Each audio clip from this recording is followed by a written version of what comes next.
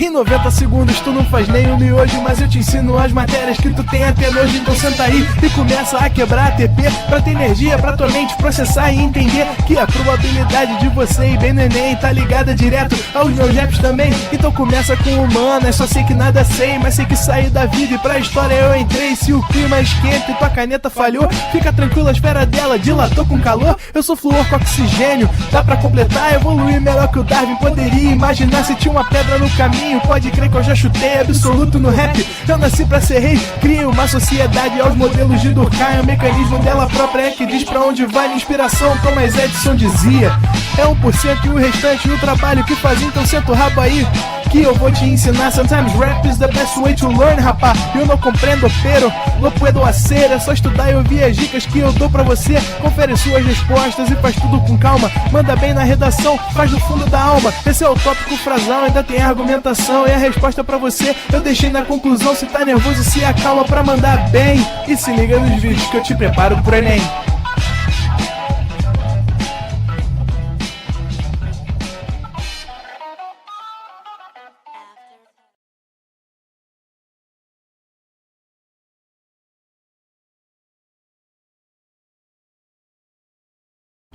Estamos ao vivo, estamos online, André. É isso aí, meu diretor. Muito boa tarde, galera. Sejam todos bem-vindos e bem-vindas a mais uma aula de Geografia. Para quem chegou agora aí, tá perdido, não sabe quem eu sou, eu me chamo Leandro Almeida, inclusive me chamo de Leandro Almeida o Pontual, porque ao contrário do que vocês estão aí, ó, falando bobagens, o senhor Osmar Filho me difamando nessa grande rede mundial de computadores, sou uma pessoa extremamente pontual. Entretanto, há contratempos, como trânsito e, infelizmente, já falei pra vocês, na sexta meu horário é uma desgraça. Eu saio de um lugar na Barra, aqui do lado, para um outro lugar aqui na Barra, e gasto um mau tempão. Chego na hora, mas às vezes tem um probleminha tecnológico e tal, que acaba fazendo a aula começar um pouquinho depois.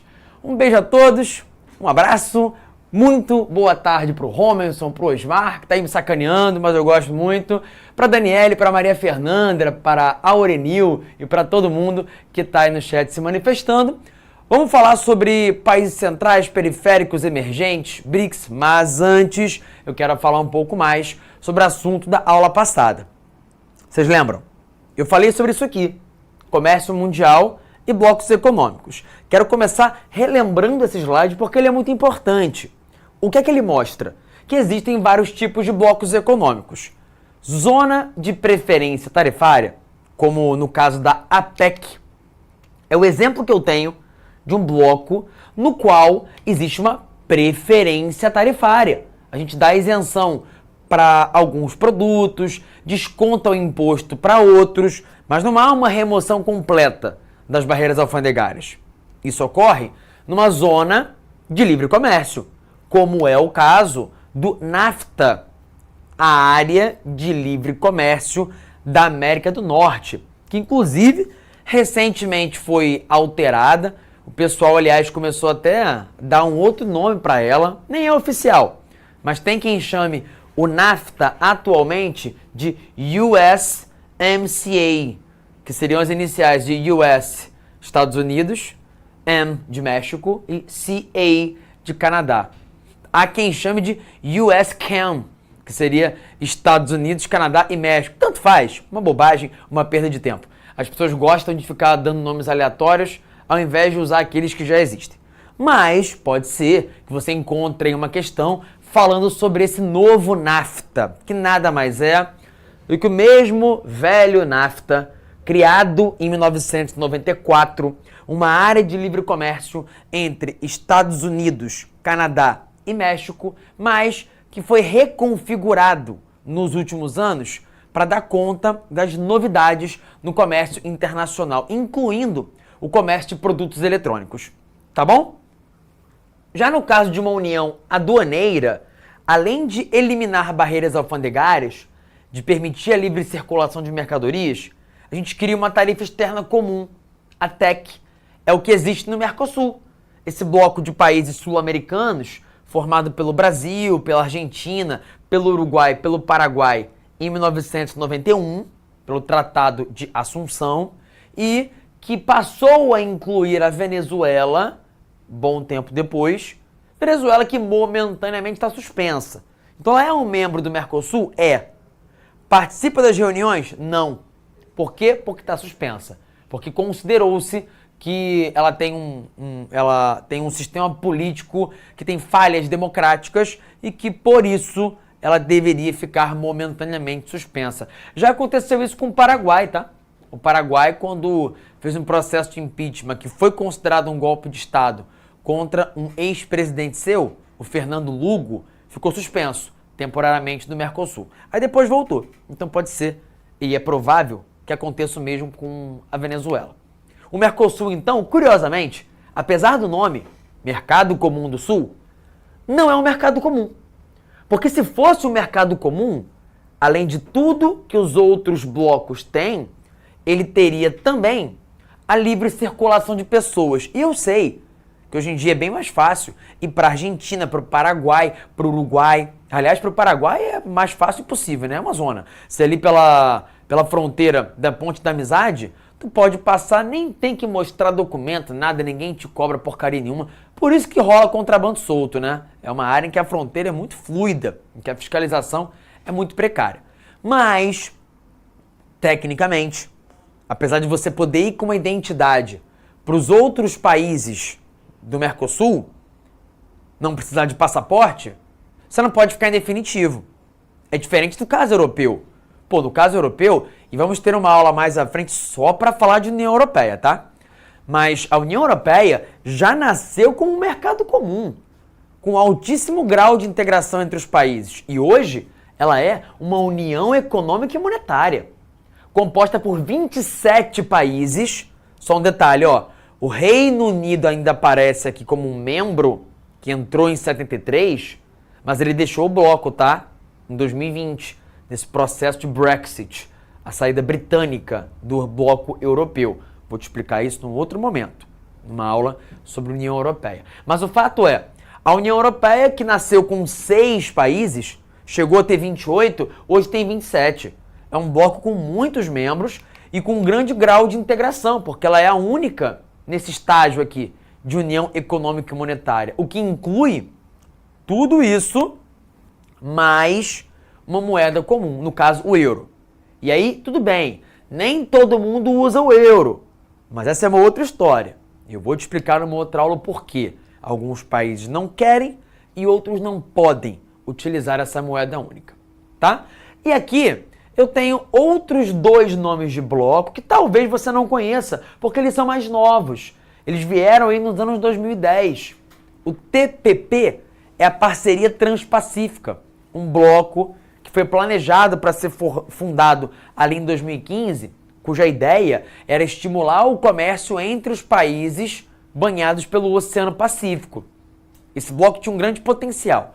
E ele ainda existe. Só que, quando Donald Trump assumiu a presidência dos Estados Unidos, uma das primeiras coisas que ele fez foi tirar os Estados Unidos do TPP, dessa parceria transpacífica. Por quê? Porque quem tinha negociado isso era o Barack Obama. E assim como no Brasil, lá nos Estados Unidos e quase no mundo todo, a política está muito polarizada. Então uma das primeiras coisas que alguém que chega ao poder faz é tentar jogar fora tudo que o antecessor fez, se ele for de um outro espectro ideológico. E aí não importa se o acordo é bom ou ruim. Foi o meu rival que fez, vou jogar fora. Isso, infelizmente, atrapalha muito o desenvolvimento dos países, né? Porque o ideal era você ir aprimorando os processos. A democracia deveria funcionar para isso. Mas na prática, não é assim que ela tem funcionado muito bem, não. Tanto aqui quanto lá. Fato é, a parceria transpacífica ficou um pouco apagada nos últimos anos, porque essa área de preferência tarifária, que pretendia ser uma área de livre comércio, deixou de contar com a participação dos Estados Unidos e também porque a China, para se contrapor a essa organização que foi criada sob a liderança dos Estados Unidos no mandato Barack Obama, criou, digamos, o seu bloco. Criou a Parceria Econômica Ampla e Abrangente, a RCEP. Um bloco criado para ser uma zona de preferência tarifária, vislumbrando virar depois uma zona de livre comércio, para eliminar barreiras alfandegárias e aumentar a circulação de mercadorias entre a China, a Indonésia, o Japão, a Coreia do Sul, a Austrália, enfim, vários países banhados aqui pelo Oceano Pacífico. Hoje, em volume de capital movimentado, em PIB somado dos países integrados, o RCEP é o maior bloco econômico do mundo. Em importância, é esse. Em somatória do PIB, é esse aqui. E vários países que participam de um, participam do outro, repara, ó. Porque são países da mesma região do mundo, né? Essa bacia do Pacífico, especialmente esse sudeste asiático. Ok? Dá um print nisso aqui. Porque essa imagem mostra para você quais são os objetivos principais de um bloco regional. Claro, depende do tipo de bloco que a gente estiver falando. Mas, de um modo geral, essa aí é a ideia por trás da criação de blocos, tá bom? A Aurenil perguntou o que é a zona do euro. É o grupo de países que utilizam o euro como moeda única. Vários países europeus usam o euro. Juntos, eles formam a zona do euro. Aí, a Maria Fernanda Moraes Cardoso perguntou se eu acho importante saber a diferença entre essas siglas e as outras. Olha, essas siglas são só a contração do nome completo do tipo de bloco, tá? Eu botei para poder não ficar um nome muito grande. Mas é importante saber, assim, o que é uma zona de livre comércio, o que é uma união aduaneira, o que é uma união econômica e monetária. O xizinho mostra o que ela inclui. A zona de preferência tarifária inclui isso aqui. A de livre comércio inclui tudo isso aqui. A união aduaneira, isso aqui tudo, ó. A união econômica e monetária inclui tudo isso aqui. Então é importante sim. Não cai muito no Enem não, tá? Cai em muitos vestibulares. No Enem não cai tanto, mas isso não quer dizer que não caia. Cai, só que não na mesma proporção que outros conteúdos. Tá bom? Deixa eu ver ali mais uma dúvida do Osmar. O que eu acho da ideia chinesa de comprar do Brasil moeda chinesa e o Brasil usar o real? Então, é uma ideia interessante que está sendo colocada em prática em vários casos já.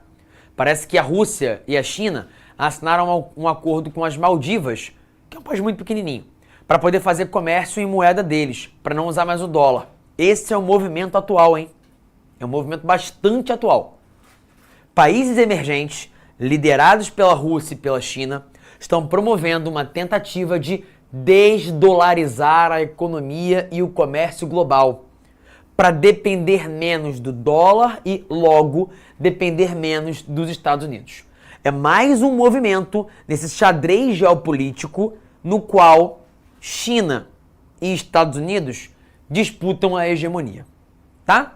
Agora sim, vamos trocar uma ideia sobre o assunto propriamente da nossa aula de hoje, sobre os países do mundo. E eu quero primeiro te mostrar a comparação entre esses dois mapas aqui, esse e esse. Já mostrei eles a vocês numa outra aula, numa aula de geopolítica.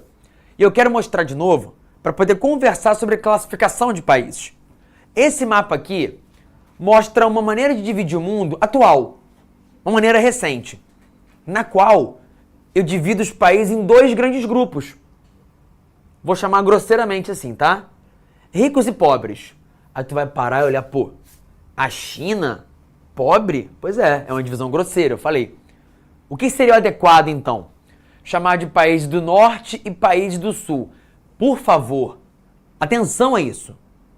Cuidado, não vai entender o contrário do que eu tô falando. País do norte não é necessariamente um país do hemisfério norte. País do sul não é necessariamente país do hemisfério sul. A expressão país do norte é usada principalmente desde os anos 90 para falar sobre países socioeconomicamente desenvolvidos.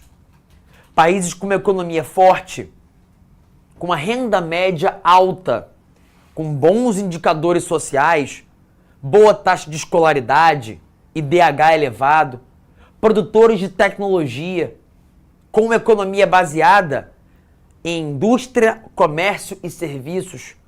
Serviços de tecnologia avançada. Serviços de ponta, de alta qualificação. Exemplos de países do norte: Estados Unidos, Canadá, Suécia, Suíça, Reino Unido. Todos em comum, assim como o Japão, a Austrália, possuem aquilo que eu acabei de descrever. Uma economia forte, bons indicadores sociais, produção de tecnologia avançada. São países industrializados e pós-industrializados.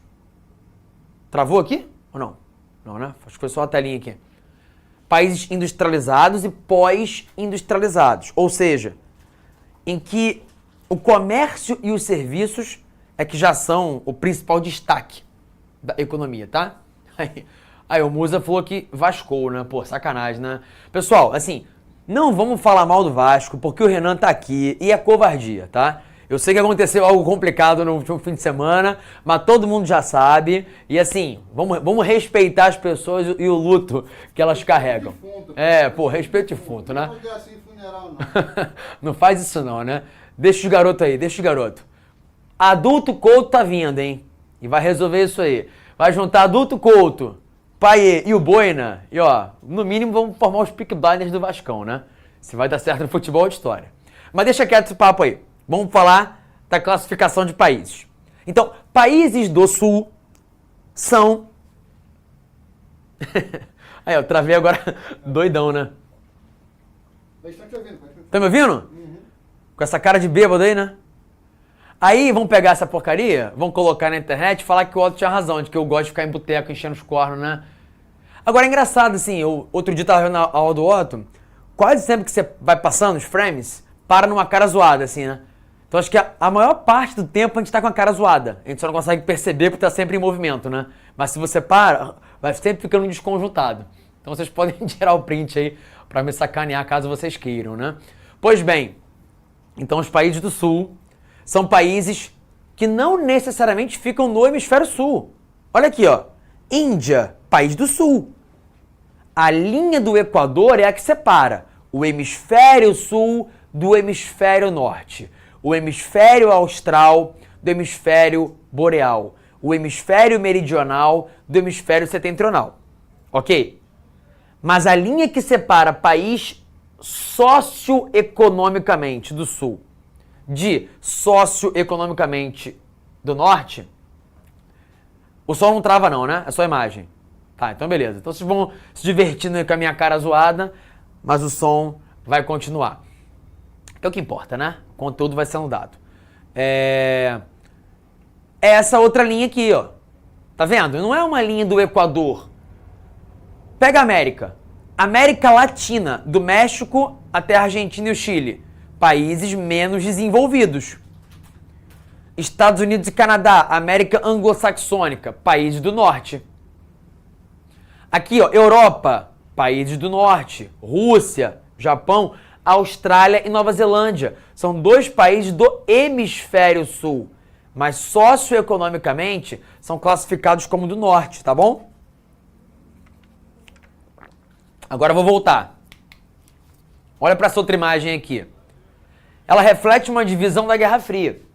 Na Guerra Fria, nós tínhamos 3 mundos. Em verde, países capitalistas. Em laranja, países socialistas. Em amarelo, países pobres. Então, países capitalistas, primeiro mundo.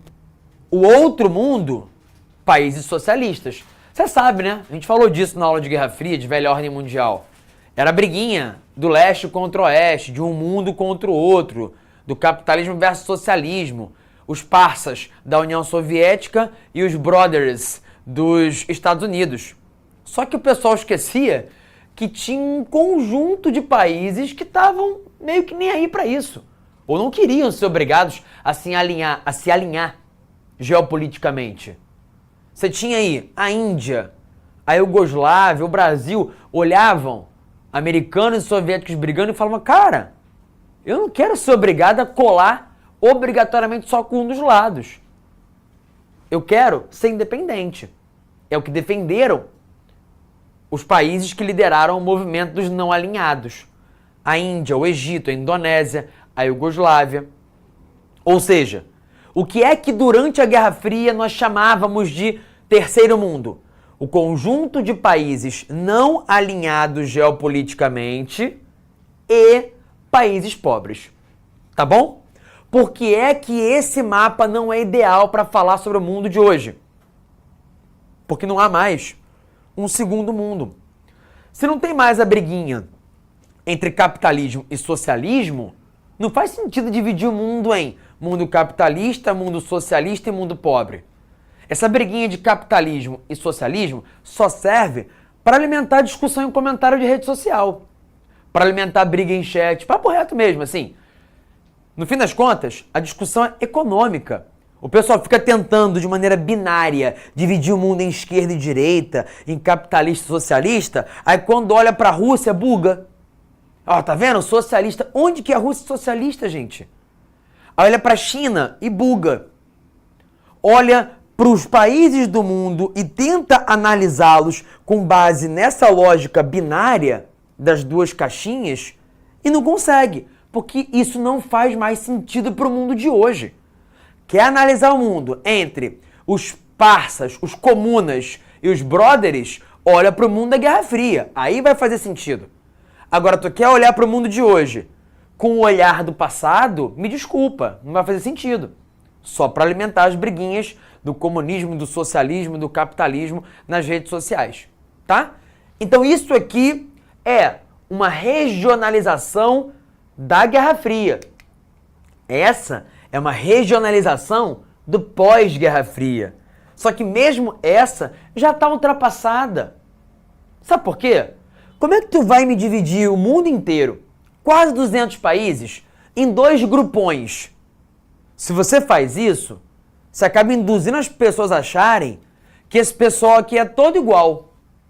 E que esses são todos iguais. Não são. Olha a enorme variedade de situações socioeconômicas que eu tenho dentro dos países do norte.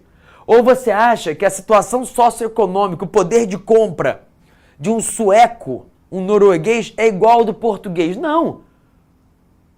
Portugal é a parte pobre da Europa Ocidental. Tu acha que na Albânia o poder de compra é igual a de um britânico? Claro que não é. Ou no Cazaquistão o poder de compra é igual ao do Japão? Claro que não é. Assim como não dá para comparar e achar que há igualdade, similaridade entre a China e a Tanzânia, entre a Suazilândia e o Chile, entre o Haiti e o Brasil. É claro que não há. Então guarda essa outra informação. Cada um desses dois conjuntos guarda dentro de si enormes heterogeneidades, enormes contradições. Dentro do mundo desenvolvido, tem alguns muito mais ricos que outros, e dentro do mundo subdesenvolvido, a gente tem alguns países emergentes super importantes e outros menos. Por isso que, inclusive, carinha torta, tem uma outra classificação que também é muito utilizada, que é de países centrais e periféricos. Ela é usada com base em que critérios? Centralidade. Quem manda e quem obedece. De um modo geral, eu digo que países centrais são os que têm mais poder. Poder político, econômico. E que países periféricos são o oposto. Só que também é uma classificação problemática. Como é que você vai me dizer que a China é periférica? É periferia do capitalismo onde?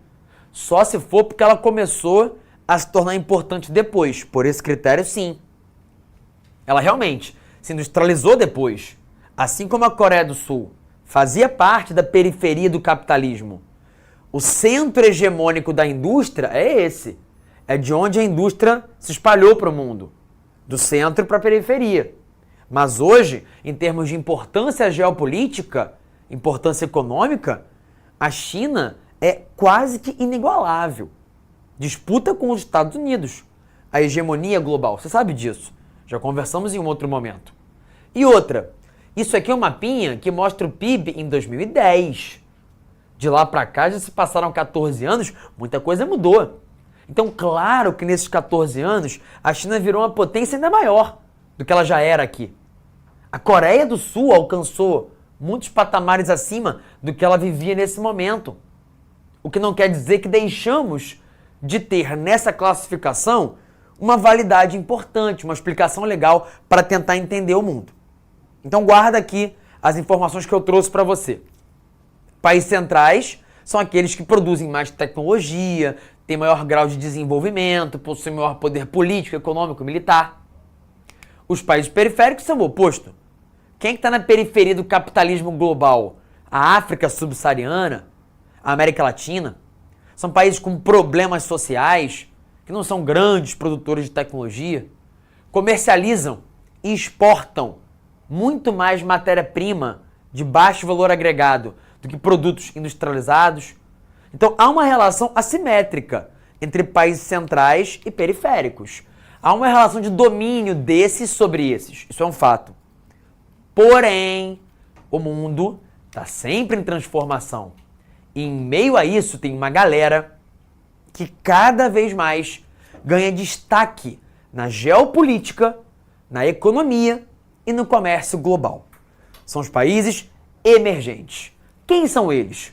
São países que faziam parte da periferia do capitalismo de um modo geral, mas que se industrializaram ao longo do século XX e passaram a se destacar na economia e no comércio global. São países onde a situação social ainda não é tão boa. Se olha para o IDH do Brasil, ele já é muito melhor, muito, que o do Haiti, que o de muitos países do mundo, que o do Paraguai, que o da Bolívia, que o de todos os países da África subsaariana. Só que está longe ainda do IDH do Canadá, do IDH da Noruega, do IDH da Finlândia. E você vê isso em todos os países emergentes. A economia cresce, produzem mais tecnologia, mas ainda dependem muito de exportar produtos primários e ainda possuem um nível socioeconômico, indicadores sociais que não são os melhores. Tá bom? Olha aqui. Nesse mapa, eu tenho os principais países emergentes do mundo. Essa classificação varia, tá? Na América Latina, quem são os mais importantes? Brasil, México e Argentina. No segundo degrau, Colômbia, Peru e Chile, que poderia estar marcada aqui também. Na África, quais são os países emergentes que mais se destacam? África do Sul, Egito e Nigéria. África do Sul e Egito há bastante tempo são economias importantes e a Nigéria cresceu muito nos últimos anos. Hoje, a maior economia da África é a da Nigéria. É o maior PIB. É o país cuja população mais cresce, que tende a se tornar o mais populoso daqui a algum tempo. Então, sabe o que aumenta? Mão de obra, mercado consumidor. A Nigéria tende a crescer muito economicamente pelos próximos anos. Olhando para outros lugares do mundo, na Ásia é onde eu mais tenho países. Deixa para depois, então. Aqui na Europa, a Polônia oscila. Tem quem a classifique como um país desenvolvido, tem quem a classifique como um país emergente. A Turquia é um país euroasiático. Grande, país populoso, com muita mão de obra, muito mercado consumidor, uma economia que cresce bastante, mas com problema social. Indicadores que não são os melhores. É um país emergente. A Rússia é aquele país difícil de classificar. Já foi a maior potência do mundo, junto com os Estados Unidos, quando era a União Soviética.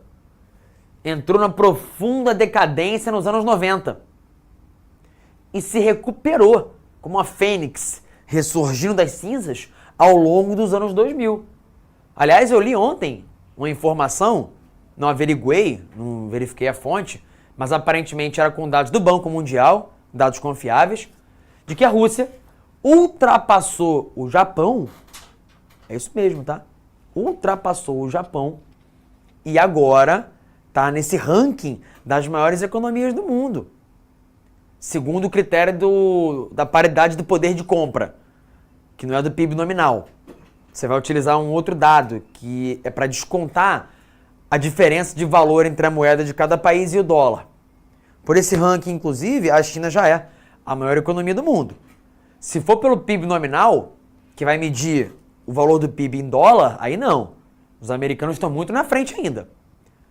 Pelo PPC, que é essa paridade do poder de compra, a China está na primeira colocação e a Rússia está ali, entre a terceira e a quarta. Então veja, olha que loucura. Guerra envolvendo a Rússia e a Ucrânia, há vários anos já, a Rússia gastando uma grana com isso. O Ocidente tentou bloquear a economia russa, impedindo o acesso dela aos dólares ocidentais e parando de comprar o petróleo e o gás que ela vendia, achando que ela ia quebrar, e aparentemente, pelo que se sabe até agora, não. Pelo contrário, ela conseguiu foi promover um crescimento econômico, porque passou a vender muito mais para a China, para a Índia, para o Irã, para o Brasil. Curiosa a situação. Mas fato é que a Rússia é uma economia de destaque hoje. Uma economia emergente, nem se compara com a da China, que é o maior, mais importante dos países emergentes. E que está na Ásia, junto com outros vários países que compõem esse grupo de emergentes, como a Coreia do Sul, Taiwan, Singapura, Hong Kong, Filipinas, Indonésia, Tailândia, Malásia, Índia, todos países que integram o grupo das nações mais poderosas do mundo. Aí vamos lá. O que é ser uma nação poderosa? Depende. Qual critério você vai usar? É PIB? É poder político? É produção de tecnologia? É mercado consumidor? É mão de obra? É território? Ou todos eles? Depende muito. Aqui eu tenho alguns conjuntos que mostram a posição de vários países do mundo. Vamos lá. O G7 é o nome que se dá ao grupo das 7 economias tradicionais, poderosas, países desenvolvidos e industrializados há bastante tempo. Perguntaram, a Rússia é capitalista? Claro, há muito tempo. A Rússia não é socialista. Repito, esse papo de Rússia socialista, gente, ficou nos anos 90, anos 80. O mundo não é mais o mundo da Guerra Fria. Não dá para querer classificar os países em socialistas e capitalistas. Você pode, inclusive, olhar para o modelo chinês e tentar entender o que é aquilo ali. É socialismo, é capitalismo? Eu não sei não, é uma mistura, é o modelo deles. É o modelo chinês, que envolve um governo de partido único, centralizador, autoritário. Eles dizem que é democracia, o Ocidente contesta, mas com a régua do Ocidente, que para eles é uma régua injusta. Enfim, fato é, a política e a economia chinesas misturam o privado e o público. Está longe de ser o que era a União Soviética, que era tudo estatal. A China é uma economia que envolve muito dos elementos capitalistas. Tem empresa privada pra caramba, ganhando dinheiro pra caramba. A China é uma potência tecnológica que está muito à frente dos Estados Unidos em vários aspectos hoje em dia. Por isso que eles disputam, né, a hegemonia. Prosseguindo. Então, Estados Unidos, Japão, Canadá, Alemanha, Reino Unido, França e Itália são essas 7 economias tradicionais que se reuniam frequentemente num fórum chamado G7 para tomar decisões sobre política, sobre economia. Só que esse fórum, que de vez em quando convidava a Rússia, e aí a reunião passava a ser do G8, foi perdendo um pouco da relevância nos últimos anos, porque à medida que a economia global passava a ver cada vez mais a China, a Índia, o Brasil, a Coreia do Sul, o México, a Turquia se destacando, é claro que as decisões econômicas deles, influenciadas por eles, também precisariam ser ouvidas. Por isso que o G7, apesar de ser um fórum importante, perdeu espaço e hoje o principal fórum econômico do mundo, a principal reunião de países para tomada de decisões políticas e econômicas do mundo é o G20. Todo ano se reúnem diversos países que incluem os 7 países tradicionalmente mais ricos, países emergentes de um grupo específico chamado de BRICS e vários outros, e todos os anos há uma reunião do G20. Ela vai acontecer no Brasil esse ano, aqui no Rio de Janeiro.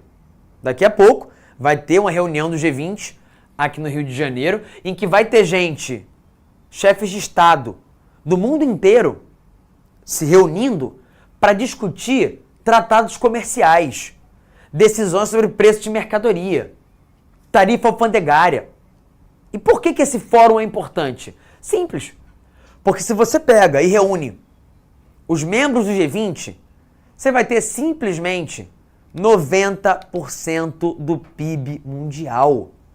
Quem forma o G20? As 7 nações mais ricas tradicionalmente, os países da União Europeia, os 27 países da União Europeia e outras nações ricas e emergentes. Ricas como a Austrália, emergentes como a Indonésia, Arábia Saudita. Em suma, são as 19 maiores economias do mundo, mais os 27 países da União Europeia. Então é um grupo que tem mais de 20 membros. Apesar do nome G20, são mais de 20 países.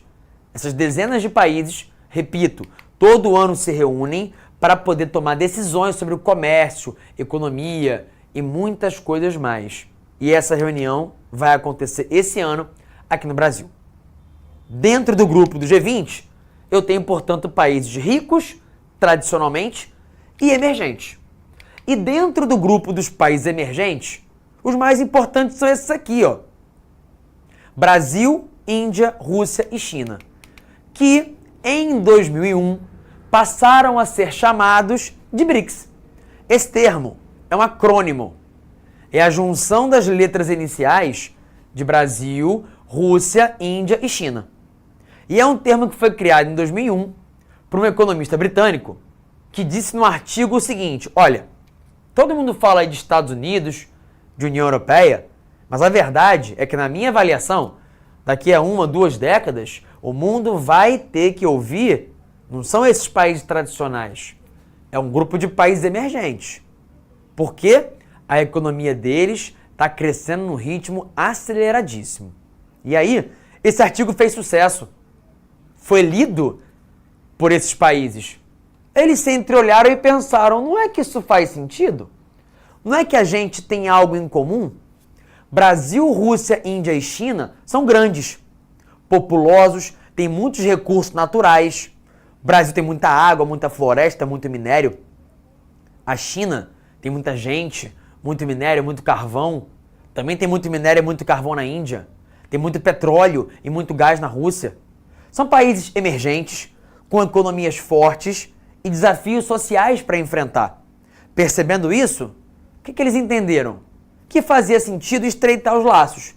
Aí eles criaram um fórum, não é um bloco não, tá? Um fórum anual para poder conversar. Desde então, todo ano tem reunião dos BRICS. A reunião do G20 é uma coisa, a reunião dos BRICS é outra. Nessa reunião, os chefes de Estado, os presidentes do Brasil, Rússia, Índia e China sempre se encontram para tomar decisões políticas e econômicas, para poder aumentar a cooperação entre si. E aí, recentemente, ou melhor, alguns anos depois dessas reuniões, a China sugeriu convidar também a África do Sul, para que houvesse um representante emergente do continente africano. De fato, os números são muito grandes quando se olha para a soma desses países.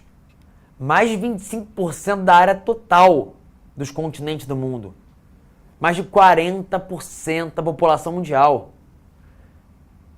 Mais de 20% do PIB do planeta. É claro que não dá para achar que é um grupo irrelevante. Eles são muito relevantes. E há pouco tempo, aí sim há pouco tempo, em agosto de 2023, na 15ª cúpula dos BRICS, os 5 países atualmente integrantes, Brasil, Rússia, Índia, China e África do Sul, anunciaram a expansão do grupo. e disseram que a partir deste ano, 2024, participarão também dos BRICS a Argentina, a Arábia Saudita, o Egito, os Emirados Árabes Unidos, a Etiópia e o Irã. Ou seja, esse grupo de países emergentes, se isso se concretizar, vai se expandir. Essa é a segunda expansão. A primeira foi com a entrada da África do Sul. Isso mostra um projeto desses países emergentes de dependerem cada vez menos do dinheiro e das decisões dos Estados Unidos e da Europa. Eles não querem mais ter que se submeter à hegemonia de muitas décadas que esses países aqui impuseram ao restante do mundo. Então o que a gente está vendo é, na frente dos nossos olhos, uma transformação na ordem geopolítica capitaneada pelos países emergentes, cujo grupo principal pode continuar sendo ampliado. Olha aqui, ó. São vários os países que já demonstraram interesse em participar desse fórum. Claro, quem não quer participar de um grupo com cooperação com a China, com uma economia dessa, com uma indústria dessa, com um mercado consumidor desse? Quem é que não quer fazer negócios com a Índia? Quem é que não quer fazer negócios com quem tem muito a oferecer? Só quem é trouxa. Então, a tendência é que esse grupo se expanda, o que é um sintoma da multipolarização. Beleza? Para a gente fechar, eu queria só mostrar algumas outras expressões menos relevantes, isso aqui nem costuma ser cobrado em vestibular, mas por desencargo de consciência, criaram, algum tempo atrás, uma expressão que é Next 11, N11, os próximos 11, ou pequenos BRICS. Uma expressão criada por um banco de investimento para apontar as maiores economias que, junto com os BRICS, tinham tendência de se expandir. Egito, Indonésia, Irã, México, Nigéria, Paquistão, Filipinas, Coreia do Sul, Turquia, Vietnã e Bangladesh. E, além deles, também se criou um termo para falar especificamente de México, Indonésia, Coreia do Sul e Turquia.